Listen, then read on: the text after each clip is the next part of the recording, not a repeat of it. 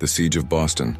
When America trapped the British Empire's army, picture this: the world's most powerful military force, the army that had conquered nations across 3 continents, was trapped inside a colonial port city by farmers with muskets. For 11 months, the British Empire, master of the seas, ruler of a quarter of the globe, was held prisoner in Boston by an army that didn't officially exist. This is the story of how a ragtag collection of militiamen accomplished what seemed impossible, and why this siege changed the course of world history. The morning everything changed. April 19, 1775. British soldiers limped back into Boston in complete disarray, their red coats stained with blood and gunpowder. They had marched out that morning as symbols of imperial might, heading to Lexington and Concord to seize colonial weapons. They returned as traumatized survivors of a gauntlet that stretched 18 miles. Colonial Minutemen had appeared from behind every stone wall, every tree, every building, turning their retreat into a massacre. Of the 1,800 soldiers who had set out, 273 were killed or wounded. But here's what's truly shocking. The colonists didn't go home after this victory.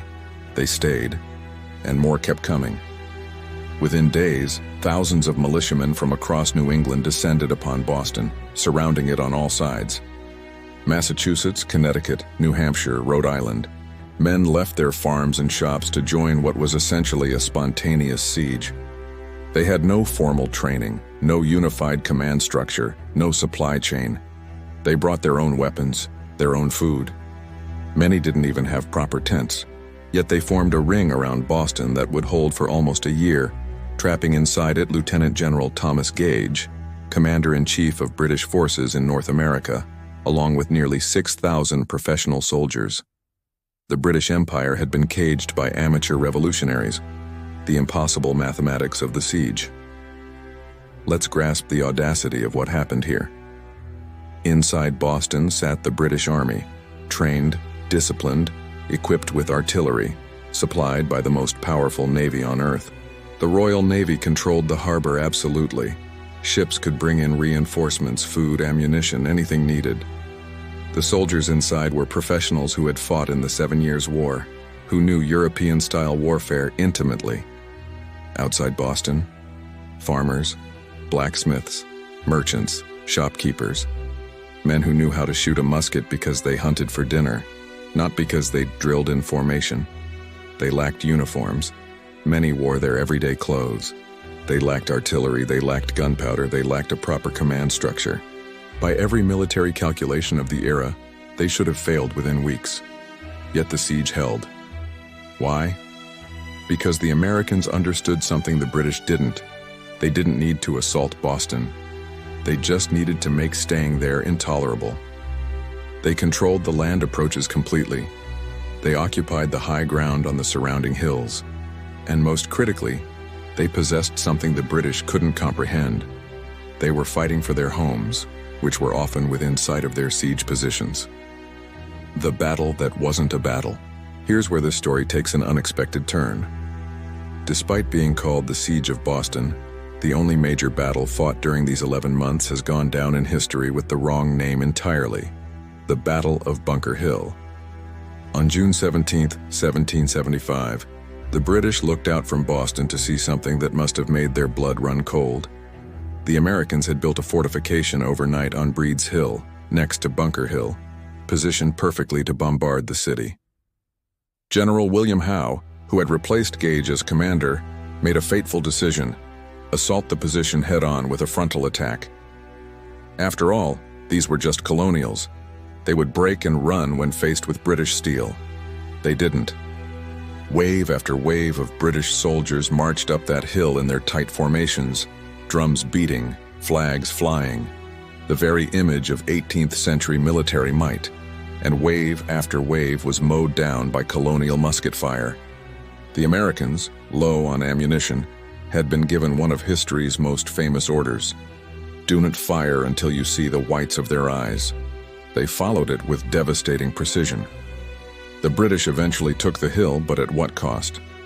Over 1,000 casualties, nearly half of the attacking force. Officers who led from the front, as was tradition, were slaughtered.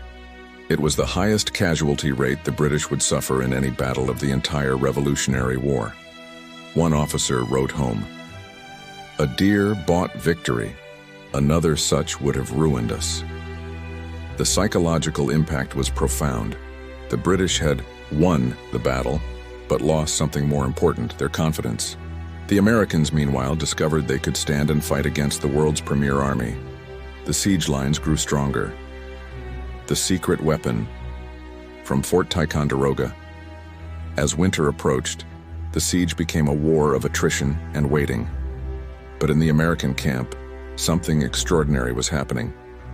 A 25-year-old bookseller named Henry Knox had proposed an audacious plan to George Washington, who had arrived in July to take command of what was now being called the Continental Army. Knox's idea?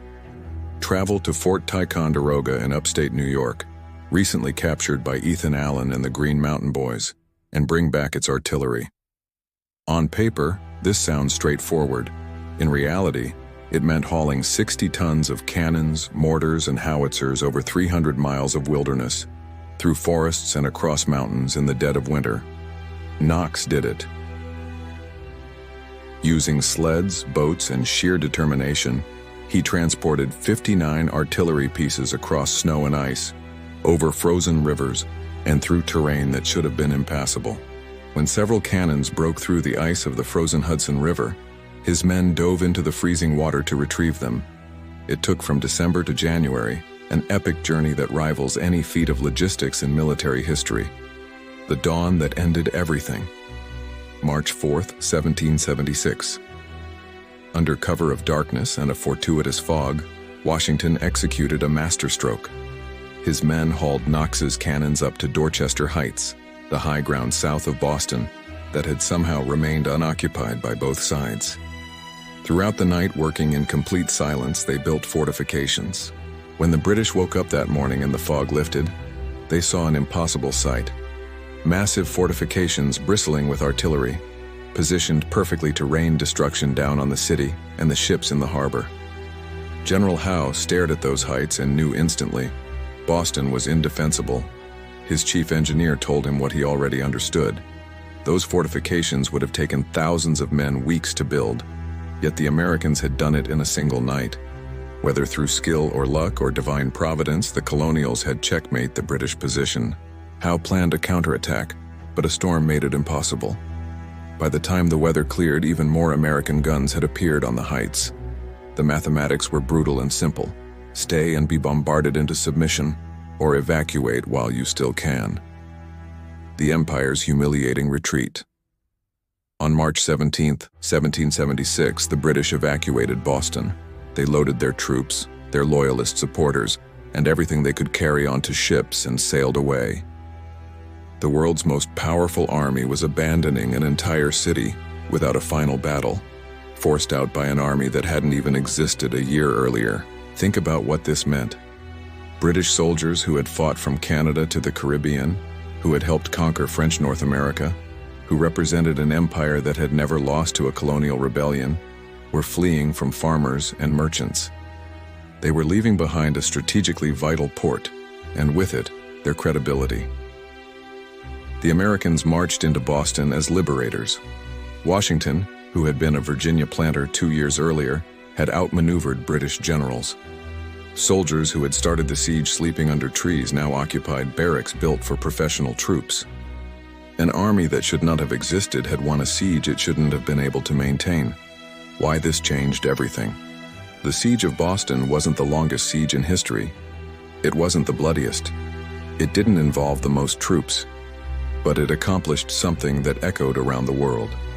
It proved that the American rebellion was real, that the Continental Army could stand against British regulars, and that independence might actually be possible. France was watching. Spain was watching. Other European powers were watching. If these colonials could trap and expel a British army, perhaps the empire wasn't invincible after all. The siege bought the Americans something more valuable than military victory. It bought them legitimacy. It transformed a regional uprising into what would become a global conflict. For the Americans, Boston became proof of concept. These farmers, blacksmiths and merchants had held an 11-month siege. They had fought at Bunker Hill and survived. They had pulled off the impossible artillery transport from Ticonderoga. They had built fortifications in a single night that professional engineers said couldn't be done. Every impossible thing they accomplished in Boston made the next impossible thing seem achievable. The British would return to fight in other colonies. They would win major battles. They would occupy New York and Philadelphia. But they would never recover the psychological advantage they held before Boston. They had been trapped, outwitted, and expelled by an enemy they had dismissed as inconsequential. In the end, the siege of Boston answered a question that everyone, American, British, and the watching world, had been asking. Could the colonials really do this? For 11 months, surrounded by the most powerful military force on Earth, short on supplies and training, the answer rang out clearly. Yes. Yes, they could.